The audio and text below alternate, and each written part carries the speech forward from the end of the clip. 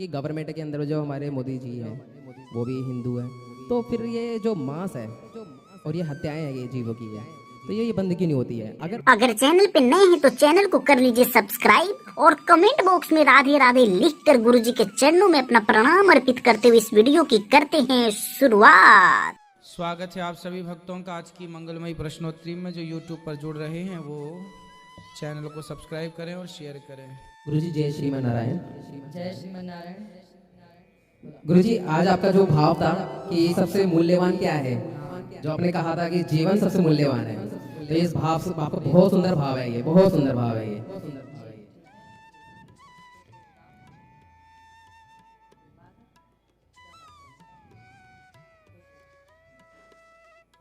गुरुजी मैं आपसे ये कहना चाह रहा था, जैसे आज आपने कहा कि खाओ पियो मस्त रहो उसके अंदर में, तो जैसे भारत है हमारा जिसके अंदर में ये ऋषि मुनि यहाँ पे रहे हैं और यहाँ पे गंगा यमुना जी बहती है, और जहाँ तक कि यहाँ की गवर्नमेंट के अंदर जो हमारे मोदी जी हैं वो भी हिंदू हैं, तो फिर ये जो मांस है और ये हत्याएं हैं ये जीवों की है, तो ये बंद क्यों नहीं होती है? अगर विदेशी हैं बाहर के हैं तो वो लोग ये नहीं देखते होंगे कि अगर इंडिया के अंदर में अध्यात्म है, यहाँ से उठा है, ऋषि मुनि यहाँ के हैं और वहाँ पे ही मांस कटता है और वहाँ से ही बफेलो सबसे ज्यादा बाहर जाता है और वहाँ पे ऐसा काम होता है, तो फिर एक गलत मैसेज भी तो भेजो, बाहर से भी तो जाता है, जा ही रहा है, गलत मैसेज जा रहा है।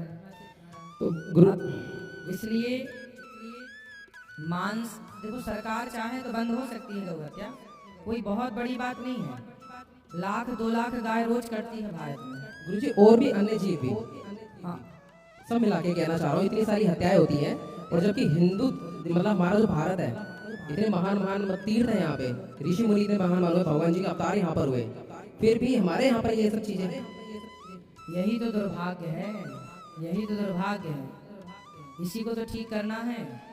मैं तो ये चाहता हूँ गुरुजी, जैसे कि अगर हमारे पास में एक डमी है और एक ओरिजिनल है, तो हम किसको बचाएंगे? हम ओरिजिनल को पहले उसकी सेफ्टी करेंगे, डमी की नहीं करेंगे।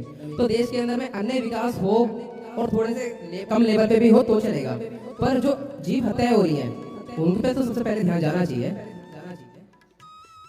सही कह रहे हैं आप। हम सब तो प्रयासरत हैं ही कि गौ हत्या बंद हो। अब सरकार को एक्शन लेना चाहिए कि गौ हत्या तो बंद हो। भारत भाई देखिए, हम और किसी की बात नहीं करते, क्योंकि गाय से हम सबका एक संबंध रहा है।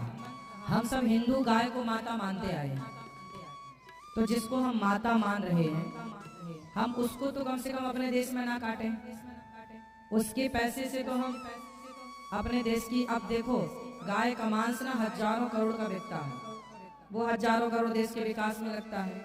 तो ऐसा विकास किस काम का जो गाय के खून से लगा हो, जी है ना। इसलिए विकास थोड़ा स्लो चलेगा, कम चलेगा, ठीक है, धीरे बाद में हो जाएगा।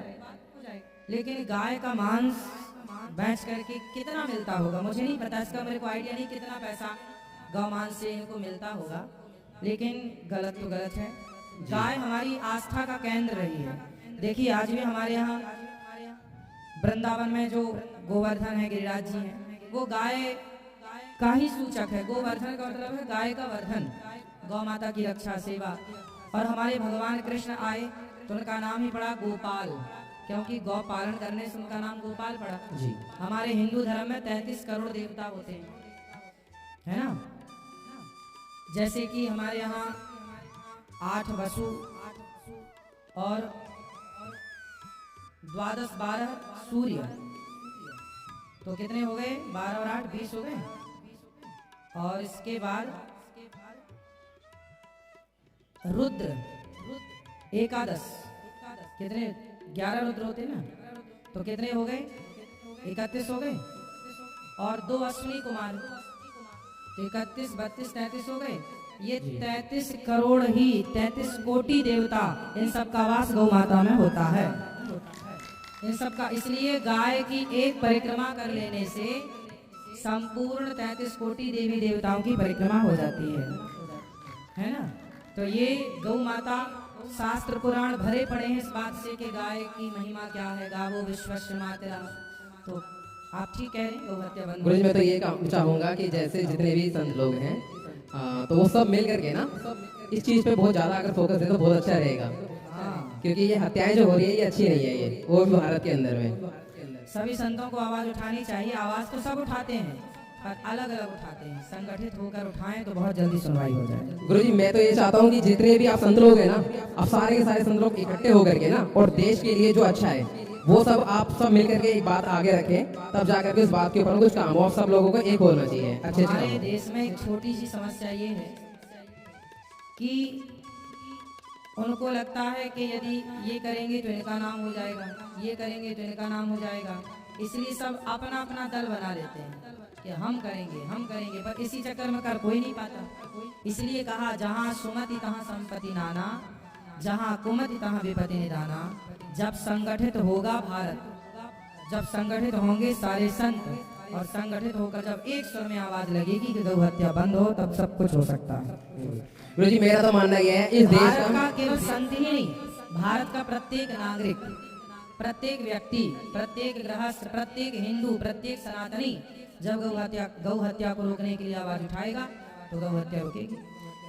यदि फ्री में सिलेंडर बंट रहे हैं, फ्री में लैपटॉप बंट रहे हैं, फ्री में क्या क्या नहीं सरकारें बांटती, बिजली का बिल माफ जी है ना, क्या क्या नहीं होता, रेल किराया फ्री बसों का, और भगवान जाने क्या क्या होता है। यदि इतना फ्री में हो सकता है तो भैया गौ हत्या से जो पैसा आ रहा है वो कितना आ रहा होगा, उसको रोक के और गौ माता को सुरक्षित रखा जाए, आजाद किया जाए, गायों को बंधन में ना रखा जाए जो कसाई बूचड़ खानों में बंधन में रखे हुए हैं। रोज गाय ना गांव गांव से ट्रक आता है रात के 1 बजे, सारी जैसे आपके सड़क में गाय घूम रही है भर के ले गए, एक ट्रक में भर के, ऐसे एक दिन से ट्रक में इतनी सारी गाय एक के ऊपर, इतना उसके हाथ पांव तो वहीं टूट जाते हैं। मतलब धिक्कारती होगी गाय के। देखिए हम भारत में किस तरह से दुखी हैं। जिस गाय की रक्षा करने के लिए भगवान धरा पर आए वही गाय परेशान है। लेकिन अब आवाज कौन उठाए, किस तरह उठाए? हम सब उठा ही रहे हैं आवाज, लेकिन अब आवाज ना आम पब्लिक को उठानी चाहिए। हम सबको चाहिए कि हम सब इस कार्य को आगे बढ़ाएं और गौ हत्या बंद कराएं। जी गुरुजी एक चीज और मैं कह रहा हूँ कि यहाँ पर इस दुनिया का कोई भला अगर कोई कर सकता है ना, देखो मेरा ये अनुभव है आपकी कृपा से कि संतों से ज्यादा बढ़िया गृहस्थी का, समाज का, देश का भला कोई नहीं कर सकता, कोई नहीं कर सकता। ये मेरे अनुभव की बात है। ये मतलब अगर गुरु की शरण में रहेंगे और गुरु के आदेश से चलेंगे ना, देश भी अच्छा चल सकता है, गृहस्थी भी और समाज भी। और गुरुजी आपके जो प्रसादी सेवा है ना, जो फ्री प्रसादी सेवा है, ऐसी उम्मीदें तो दुनिया सरकार से लगाती है कि सरकार ऐसा कुछ करेगी तीर्थ स्थल पे जहाँ पे इतना पब्लिक का आना होता है, वहाँ पे सेवा जो है हमें बिना किसी शुल्क के मिल जाए। तो आप जो प्रसादी आपने जो सेवा कर रखी है ना, ये इतनी जनता के लिए, पता है वृंदावन आना लोगों के लिए कितना सहज हो गया है, बहुत सहज हो गया आपके कारण से। बिहारी जी के आदेश है, बिहारी जी की कृपा है और भगवान सब करा रहे हैं।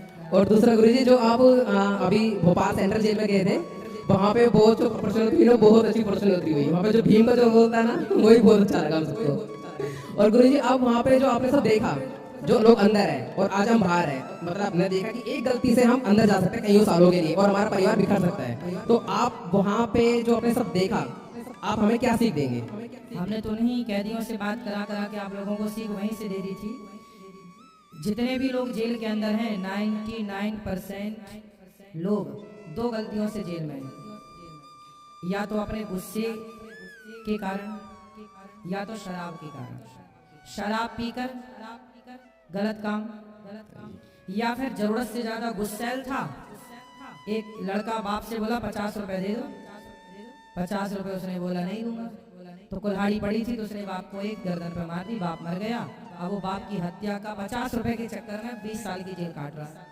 गुरुजी अगर ये सारे कथा सुनते हैं ना, तो कथा के अंदर यही बताया जाता, क्रोध नहीं करना, शराब नहीं पीनी, तो आज वो सारे बाहर होते हैं। बिल्कुल बिल्कुल सही है, इसलिए सत्संग करना चाहिए।